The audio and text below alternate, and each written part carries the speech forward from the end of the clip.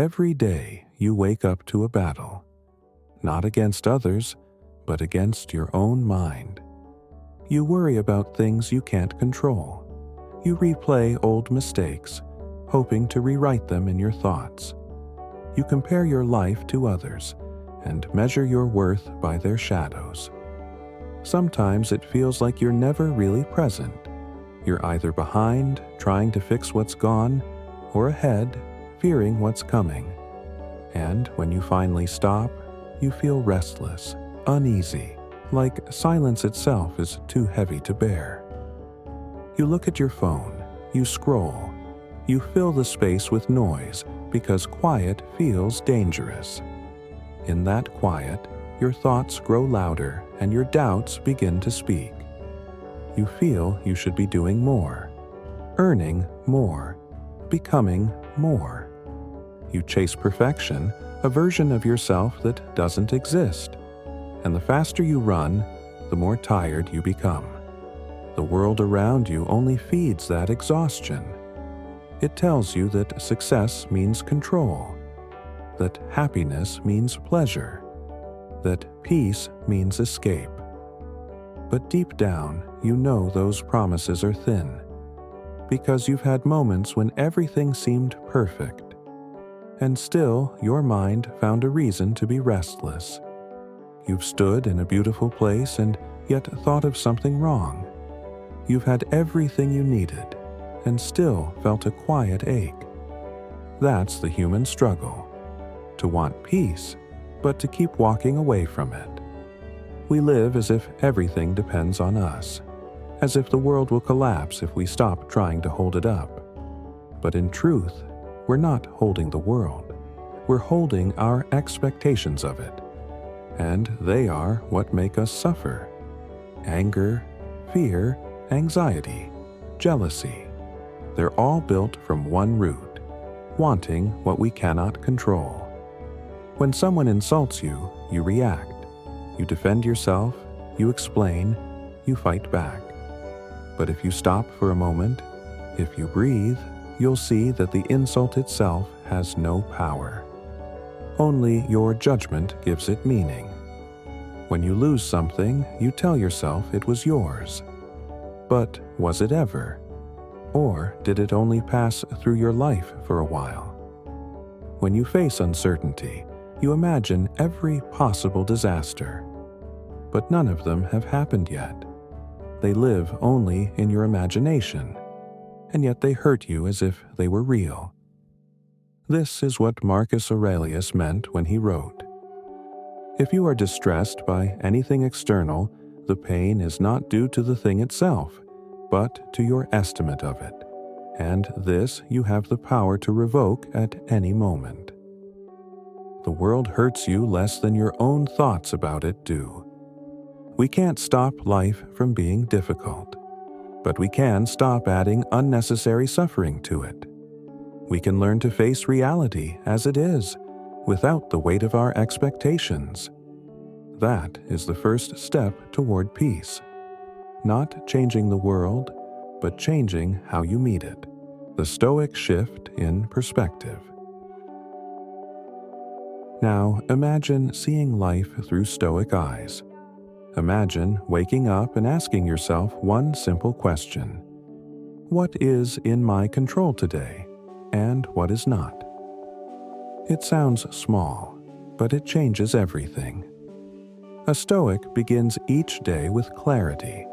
They know that some things belong to them, their thoughts, their actions, their choices, and some do not, the weather, the opinions of others, the outcome of effort. To confuse these two is to suffer. To separate them is to be free. You can't control whether people like you.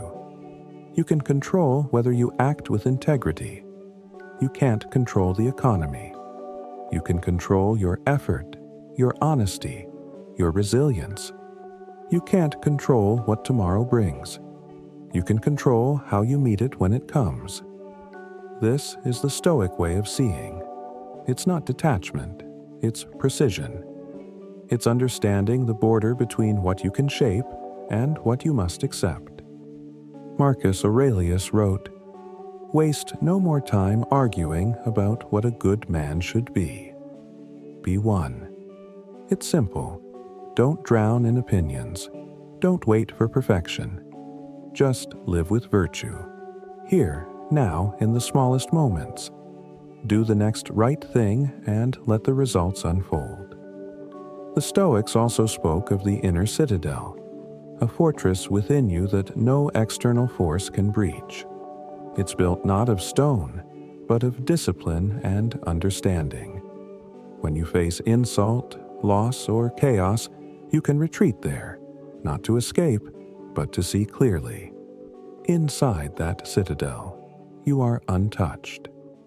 Because your peace doesn't depend on fortune or fame, but on your ability to remain aligned with what is right. When you realize this, the world begins to look different.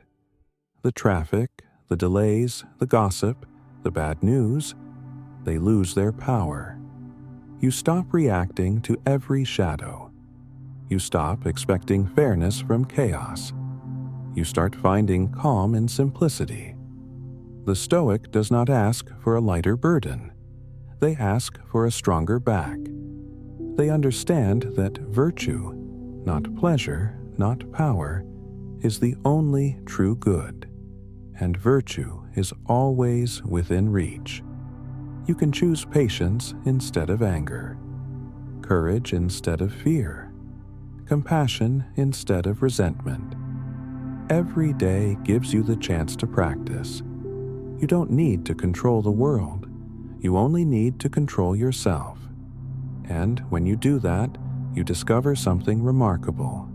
You feel free, even in a world you cannot master. Practical Stoic exercises. Philosophy, to the Stoics, was not theory. It was training, a daily practice for the soul. So, how can you practice it today in a world of notifications, schedules, and noise? Start small. 1. The morning reflection. When you wake, don't rush to your phone. Sit for a moment. Remind yourself, today I will meet people who are anxious, selfish, impatient, and I will not be surprised. Not because you are cynical, but because you are realistic. You prepare your mind like a soldier before battle. You remind yourself that you control your actions, not theirs. 2. The pause before reaction. When something angers you, pause. Feel the reaction rising, and then wait. Ask yourself, is this within my control? Most often, it's not. And when you stop trying to control what you can't, anger fades on its own. 3. The evening journal. At night, look back at your day. Ask, what did I do well? What could I do better? Don't judge yourself harshly. Just observe. Each night, you become your own teacher. Each morning, your own student. 4. Negative visualization. Once in a while, imagine losing what you take for granted. Your home, your health, your loved ones.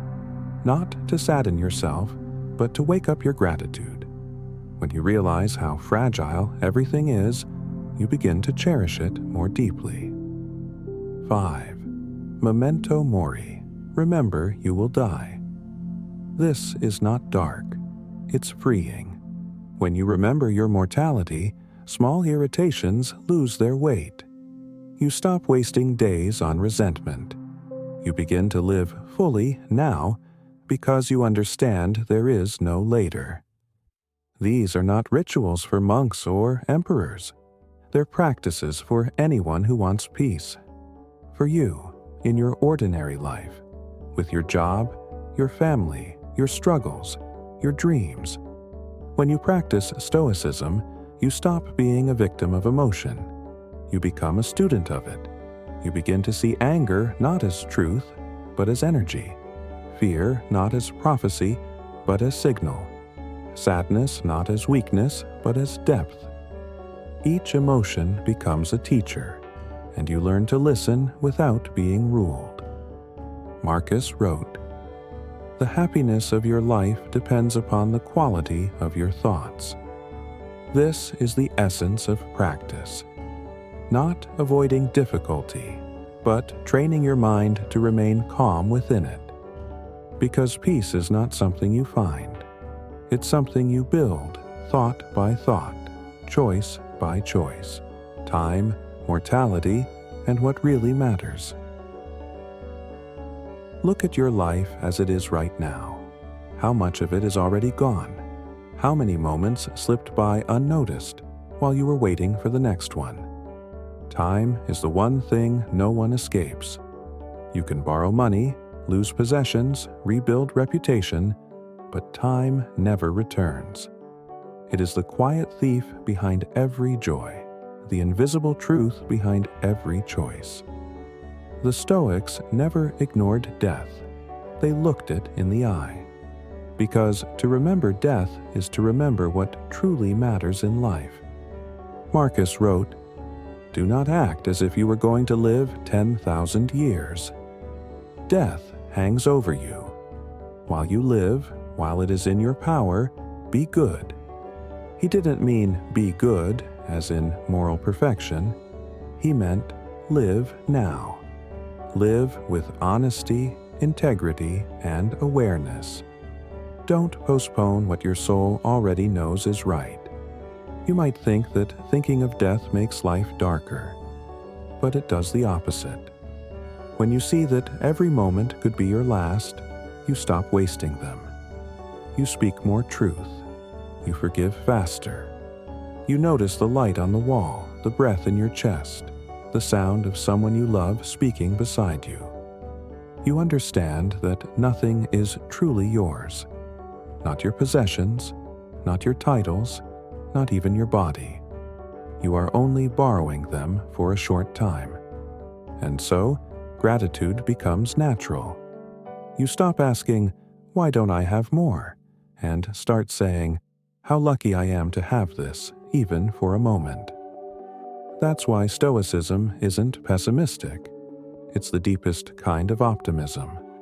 It doesn't promise that life will be easy. It reminds you that even when life is hard, you can still be free inside it. When you understand time, you begin to live differently. You don't rush. You don't cling. You simply do your duty, love who you can, and let go when it's time. You realize that the measure of a life is not how long it lasts, but how deeply it's lived. So you walk more slowly. You speak more gently. You choose what truly matters, and let the rest pass through your fingers like water. Quiet resolution. At the end of the day, when the world grows quiet and the light fades, you return to yourself. You see that all along you were searching for something you already carried within. Peace was never out there, not in success, not in control, not in the future. It was always in how you see, how you respond, how you live moment to moment. The Stoics called this living according to nature, not against the flow of life, but with it. To accept that things come and go, that people change, that nothing lasts forever. And that's all right. You don't need to chase calm. You need to remove what disturbs it. When you let go of control, you find clarity. When you stop arguing with reality, you find peace. When you stop fearing death, you start truly living. Marcus Aurelius wrote, "The universe is change. Our life is what our thoughts make it." And that is enough. To know that you can choose your thoughts, that you can choose how to meet each moment, with fear or with grace, with bitterness or with gratitude.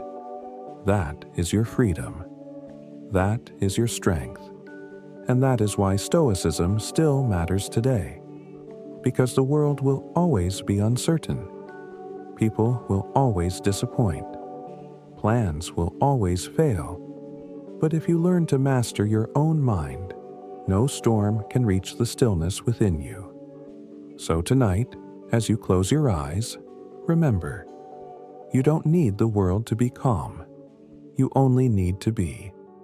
And when you open your eyes tomorrow, begin again, quietly, steadily, bravely. No man is free who is not master of himself.